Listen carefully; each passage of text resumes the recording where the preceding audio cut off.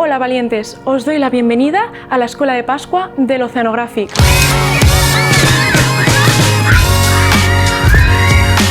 Aquí podréis aprender sobre algunos humanos que luchan contra el cambio climático.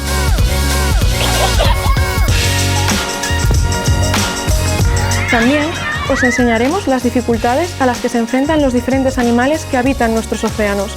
Durante esta aventura visitaremos el Arca del Mar, el centro en el que se recuperan los animales.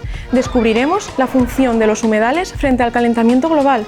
Viajaremos a través de los polos, conociendo todas y cada una de las especies que los habitan. Y dormiremos bajo la atenta mirada de los tiburones. Y lo más importante de todo, aprenderemos cómo revertir el cambio climático con pequeñas acciones cotidianas.